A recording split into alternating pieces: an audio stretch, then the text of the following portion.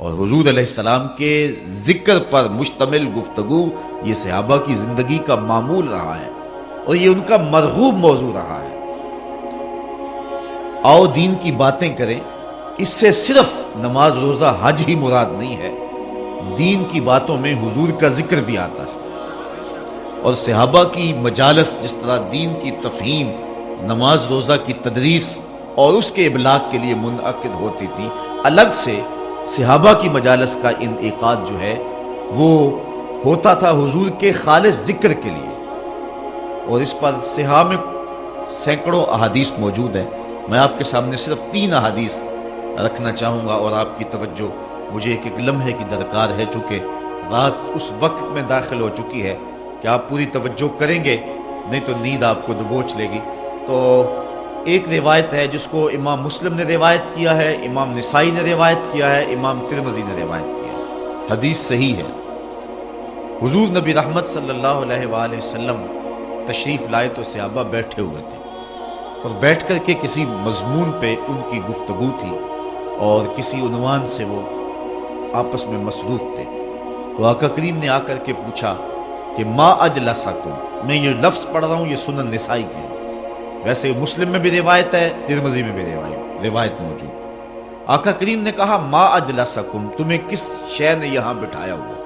آپ سے بھی کوئی پوچھ سکتا ہے نا، رات کا پچھلا پہر ہو رہا ہے، آپ لوگ سارا دن مصروف رہے ہیں، کوئی بندہ بھی آج کل فارغ نہیں ہے، تو آج یہاں اتنی دیر تک آپ کیوں بیٹھے ہوئے؟ تو کوئی سوال کر سکتا ہے، تو آپ اس کا کوئی جواب تو دیں گے اسے۔ تو حضور علیہ السلام نے صحابہ کو کہا ما اجلسکم، تم کیوں بیٹھے ہوئے؟ تمہارے جلسے کا مقصد کیا ہے؟ مقصد جلوس کیا ہے؟ تو صحابہ نے جو جواب دیا وہ جواب سنیے۔ انہوں نے کہا جلسنا نذکر اللہ، جلسنا ندعو اللہ وَنَحْمَدُهُ عَلَى مَا هَدَانَا لِدِينِهِ وَمَنَّ عَلَيْنَا بِكَ، آج کے جلسے کا مقصد یہ ہے کہ اللہ نے آپ کی صورت میں ہمارے اوپر جو کرم کیا ہے اس پر اللہ کا شکریہ ادا کرنے کے لیے بیٹھے ہوئے ہیں۔ اب مجھے بتاؤ میلاد اور کیا ہے؟ یہ لفظ مسلم میں نے پڑھے ہیں، ترمذی جو ہے وہ نسائی کے، اب مسلم کے لفظ تھوڑے سے مختلف ہے۔ اس میں حضور نے کہا ما اجلسکم، تو یہاں ہے ندعو اللہ ونحمدہ، وہاں یہ ہے نذکر اللہ ونحمدہ علی ما ہدانا للاسلام، یہاں لدین ہی ہے، یہاں للاسلام ہے، یہ تھوڑے سے لفظوں کے ساتھ فرق ہے، حدیث ایک ہی ہے، مفہوم ایک ہی ہے۔ تو کہا صحابہ یہاں تمہیں کس نے بٹھایا ہوا ہے؟ کیوں بیٹھے ہوئے ہو؟ عرض کی جلسنا ندعو اللہ ونحمدہ، ہم اللہ کی تعریف کر رہے ہیں اور اللہ کو پکار رہے ہیں اور اس کا شکریہ ادا کر رہے ہیں۔ کس بات پہ؟ علی ما ہدانا لدینہ، کہ اس نے ہمیں دین کی ہدایت دی، وَمَنَّ عَلَيْنَا بِكَ، اور آپ کی صورت میں ہمارے اوپر احسان کیا کہ آپ عطا کر دی۔ یہاں حضرت حسان بن ثابت کی بولی دیکھی، وہ کہتے ہیں مَنَّ عَلَيْنَا رَبُّنَا أَمْ بَعَثَ فِينَا مُحَمَّدًا صلی اللہ علیہ وسلم، ہمارے رب نے ہمارے اوپر یہ احسان کیا ہے کہ حضور عطا کر دی۔ اگر اسی کو اردو میں ڈھالیں تو لفظوں کی ترتیب یوں ہوگی کہ فضل رب الاولا اور کیا چاہیے، مل گئے مصطفیٰ اور کیا چاہیے، منا علینا ربنا ام بعث فینا محمد، یہ حضرت حسان بن ثابت کے لفظ رضی اللہ تعالیٰ عنہ۔ تو صحابہ نے کہا کہ آج ہم بیٹھے اس لیے ہیں کہ آپ کی صورت میں ہمارے اوپر جو کرم ہوا ہے اس پر اللہ کا ذکر کریں۔ جب صحابہ نے یہ جواب دیا، توجہ چاہوں گا، تو حضور نے ارشاد فرمایا صحابہ کیا تم اس بات پہ قسم اٹھاتے ہو کہ تم اسی لیے بیٹھے ہوئے ہو؟ صحابہ تم اس بات پہ قسم اٹھا سکتے ہو کہ اسی لیے بیٹھے ہوئے ہو؟ صحابہ نے عرض کی اللہ کی قسم ہم اسی لیے بیٹھے ہوئے ہیں، اللہ کی قسم ہم اسی لیے بیٹھے ہوئے ہیں۔ پھر فرمایا میں نے تم سے جو قسم لی ہے کسی تہمت کی وجہ سے نہیں لی، تمہارے قول کی صداقت میں مجھے کوئی شک نہیں تھا، اس شک کو دور کرنے کے لیے تم سے قسم نہیں لی، بلکہ قسم لینے کا مقصد کچھ اور تھا، اور وہ کیا؟ اتانی جبریل فاخبرنی ان اللہ یباہی بکم الملائکہ، تم تو باہر بیٹھے تھے، اندر میرے پاس جبریل آئے، انہوں نے مجھے آ کر کے کہا محبوب ذرا باہر نکل کے تو دیکھو کیا ہو رہا ہے، ان اللہ یباہی بکم الملائکہ، اے صحابہ تمہارے اس عمل پر اللہ فرشتوں میں فخر فرما رہا ہے۔ وہ کون سا عمل تھا جس پہ اللہ فخر فرما رہا ہے؟ یا رسول اللہ جلسنا نذکر اللہ ونحمدہ علی ما ہدانا للاسلام، آج ہم اس لیے بیٹھے ہیں کہ اللہ نے ہمیں ہدایت اسلام دی ہے، اس پر اللہ کا جو ہے وہ شکر ادا کر رہے ہیں اور اس کا ذکر کر رہے ہیں۔ وَمَنَّ عَلَيْنَا بِكَ، اور آپ کی صورت میں ہمارے اوپر جو کرم ہوا ہے اس پر اللہ کا شکر ادا کر رہے ہیں۔ فرمایا صحابہ قسم دو، صحابہ نے قسم دی، کہا کسی تہمت کی وجہ سے قسم نہیں لی بلکہ ماجرا کچھ اور تھا۔ بعض کا قسم واقعے کی اہمیت کو اجاگر کرنے کے لیے لی جاتی ہے، اس لیے اس بات کو اجاگر کرنے کے لیے قسم لی، کہا قسم اس لیے لی کہ تم متنبہ ہو جاؤ۔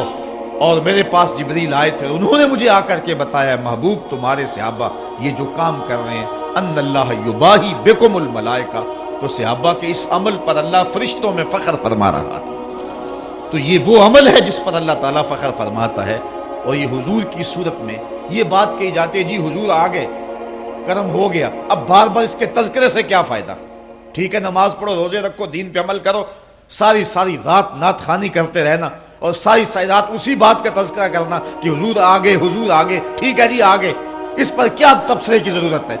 یہ صحابہ سے پوچھئے وہ کیوں بیٹھے ہوئے تھے؟ اس لیے حضور مل گئے ہیں اور حضور کے حکم بھی سامنے ہیں، مسجد نبوی بھی ہے، نوافل پڑھ سکتے تھے صحابہ اور پڑھا کرتے تھے، مصحف موجود تھا ان کے پاس، تلاوت کر سکتے تھے، لیکن وہ کیوں بیٹھے ہوئے تھے؟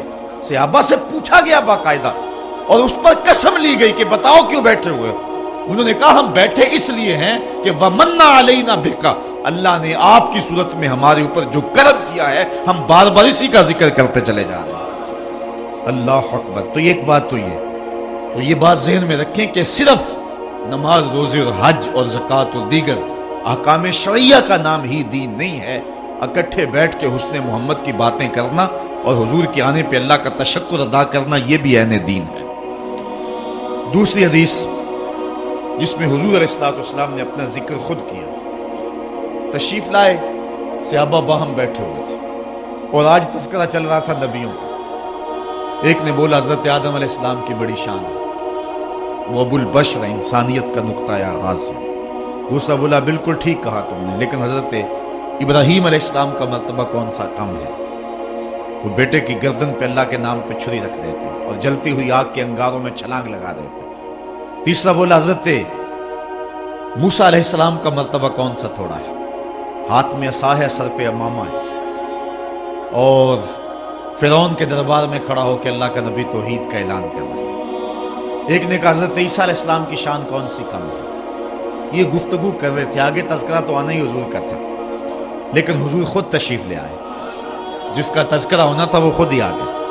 آقا کریم فرمایا صحابہ کیا گفتگو کر رہے تھے؟ بلا جھجک کہا ہم نبیوں کا تذکرہ کر رہے ہیں۔ آج تو ایک پیر دوسرے پیر کا نام نہیں لینے دیتا، لیکن صحابہ نے کہا کہ حضور ہم نبیوں کا ذکر کر رہے ہیں۔ حضور خوش ہوئے، فرمایا تم نے کہا آدم صفی اللہ ہیں، ہوا کذالک، بالکل ایسے ہے۔ تم نے کہا نوح نجی اللہ ہیں، ہوا کذالک، بالکل ایسے ہے۔ تم نے کہا ہے کہ موسیٰ کلیم اللہ ہیں، ہوا کذالک، بالکل ایسے ہے۔ تم نے کہا عیسیٰ روح اللہ ہیں، ہوا کذالک، بالکل ایسے ہیں۔ آگے فرمایا الا وانا حبیب اللہ، سن لو میں بھی اللہ کا حبیب ہوں۔ لواء الحمد بیدی یوم القیامہ، سارا حمد کا جھنڈا قیامت کے دن میرے ہاتھ میں ہوگا۔ اور یہ جتنے نبیوں کا تم تذکرہ کر رہے ہو، آدم علیہ السلام سے لے کر کے حضرت عیسیٰ تک، یہ سارے کے سارے نبی میرے جھنڈے کے سائے تلے ہوں گے۔ ولا فخر، اور اس پہ میں فخر نہیں کرتا۔ یہاں ملا علی قاری نے مرقات میں بڑی خوبصورت بات لکھی، وہ کہتے ہیں بات فخر والی ہے، کرتے کیوں نہیں؟ ابو البشر، انسانیت کا نقطہ آغاز، جھنڈے کے سائے تلے کھڑا ہو، بات فخر والی ہے کہ نہیں؟ وہ ایک زمانہ تھا کہ کسی شخص کی والدہ فوت ہو گئی، تو ان کا شوق تھا کہ چیلم کی تقریب میں میری حاضری ہو۔ 3-4 گھنٹے کا سفر تھا، میں نے معذرت چاہی، تو اس نے کہا جی ہمارے اس مجمع میں بڑے سول اور فوجی حکمران آئیں گے، آپ کو پیغام دینے کا موقع نصیب مل جائے گا، اتنے لوگ بہانے سے اکٹھے ہوں گے۔ میں نے پھر بھی معذرت چاہی، تو اس نے کہا جی ہمارے ہاں ایک ایٹمی سائنسدان آئیں گے، تو آپ تو پھر آئیں، تو مجھے بھی شوق تھا انہیں دیکھنے کا، تو میں ان کے ہاں چلا گیا۔ جس کی والدہ فوت ہوئی اس کا تو سب کچھ اجڑ جاتا ہے، لیکن میں نے اس شخص کو دیکھا کہ اس کے پاؤں تلے پاؤں زمین پہ نہیں لگ رہے تھے، اس خوشی میں کہ آج میرے گھر کے اندر ایسے ایسے مہمان ٹھہرے ہوئے۔ یار جس کے گھر کے اندر چند معزز اور معتبر مہمان ٹھہرے ہوں، خوشی سے اس کے پاؤں زمین پہ نہ لگیں، اور جس کے جھنڈے کے سائے تلے نبی کھڑے ہوں، پھر اس کی کیا کیفیت ہوگی؟ لیکن کہا ولا فخر، میں فخر نہیں کرتا۔ ملا علی قاری بولے ابو البشر انسانیت کا نقطۂ آغاز جھنڈے کے سائے تلے، لیکن ہے ولا فخر، میں نہیں فخر کرتا۔ شہنشاہ حسینہ ماہ خوبہ، جس کے چراغ حسن سے پورا مصر روشن ہو گیا، جناب یوسف علیہ السلام جھنڈے کے سائے تلے کھڑے ہیں، بات فخر والی ہے کہ نہیں؟ کہا ولا فخر، میں نہیں کرتا۔ پاؤں کی ٹھوکر سے مردے کو زندگی دینے والا، اللہ کا جلیل القدر نبی، بن باپ کے پیدا ہونے والا، عیسیٰ روح اللہ، ماں کی آغوش میں نبوت کا اعلان کرنے والا، اللہ کا جلیل القدر نبی، ماں کی آغوش میں اپنی نبوت کا اعلان کرنے والا، اور اللہ کی طرف سے انہیں کتاب عطا کر دی گئی، وہ کہے جھنڈے کے سائے تلے کھڑا ہے، بات فخر والی ہے کہ نہیں؟ کہا ولا فخر، میں نہیں کرتا۔ ملا علی قاری کہتے ہیں جب بات فخر والی ہے تو کرتے کیوں نہیں؟ پھر خود ہی کہا یہ حضور کے لیے فخر کی بات نہیں ہے کہ نبی جھنڈے کے سائے تلے آئے، بلکہ یہ نبیوں کے لیے فخر کی بات ہے کہ حضور کے جھنڈے کا سایہ مل گیا ہے۔ فخر کا دل میں دریچہ باز کرنا چاہیے، جن کا تو آقا ہے ان کو ناز کرنا چاہیے۔ یہ ان کے لیے ناز کی بات ہے کہ حضور کے جھنڈے کا سایہ نصیب ہو گیا۔ لوگ چاند پہ جا کے فخر کر رہے ہیں، میرا نبی چاند کو قدموں میں بلا کر بھی فخر نہیں کر رہا۔ یہ حضور کے لیے فخر کی بات نہیں کہ چاند کو بلایا ہے، یہ چاند کے لیے فخر کی بات ہے کہ حضور نے بلایا ہے۔ اگر اشارہ کسی اور سمت اٹھتا تو وہ بھی قدموں میں سلامیاں پیش کرتا۔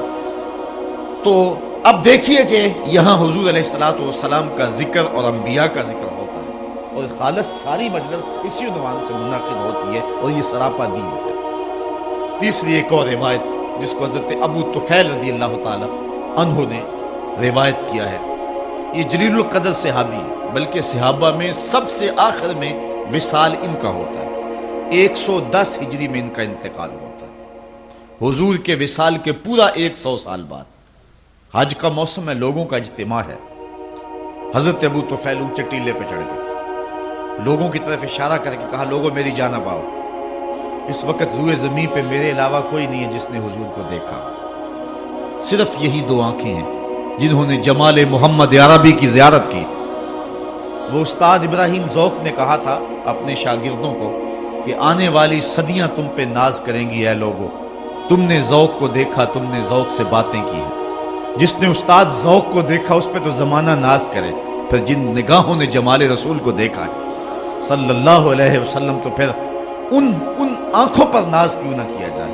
تو حضرت ابو طفیل اونچی جگہ پہ کھڑے ہو کر کے کہتے ہیں لوگو آؤ، اس روئے زمین پہ اب میرے علاوہ کوئی نہیں ہے جس نے حضور کو دیکھا ہو، آؤ مجھے حضور علیہ السلام کے بارے میں پوچھو۔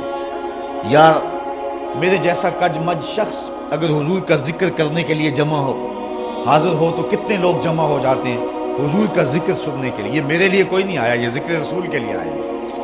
تو یار جب صحابی جس نے آنکھوں سے جمال رسول دیکھا ہے، تو جب اس نے کہا کہ آؤ مجھ سے حضور کا تذکرہ سنو، اور پھر موجود جو ہے وہ سارے تابعین ہیں، تو پھر بتاؤ ان کی کیفیت کیا ہوگی، ذوق و شوق کا عالم کیا ہوگا، اور محبتوں کا ہجوم کیا ہوگا۔ تو لوگوں نے اکٹھے ہو کر کے ہجوم کر کے حضرت ابو طفیل کے چاروں طرف گھیرا ڈال لیا اور کہا صف لنا رسول اللہ صلی اللہ علیہ وسلم، ہمیں حضور کا حلیہ بیان کر دیجیے، ہمیں بتائیے حضور کیسے تھے۔ تو حضرت ابو طفیل نے 3 لفظوں میں حضور کا حلیہ بیان کیا۔ وہ 3 لفظ آسان ہے، اگر آپ یاد کر سکیں تو حضور کے وصاف اور حلیہ نگاروں میں آپ کا نام بھی شامل ہو جائے گا کہ آپ کو بھی حضور کا حلیہ آتا ہے۔ ایک تو لمبے تذکرے حضور کے حلیے پہ، امام ترمذی نے پوری کتاب لکھی ہے شمائل ترمذی، علماء نے اس پر اور بہت کچھ لکھا ہے، لیکن یہ 3 لفظوں میں حضرت ابو طفیل نے جو ہے وہ حضور کا حلیہ بیان کیا۔ لوگوں نے کہا صف لنا رسول اللہ صلی اللہ علیہ وسلم، ہمیں حضور کا حلیہ بیان کیجیے۔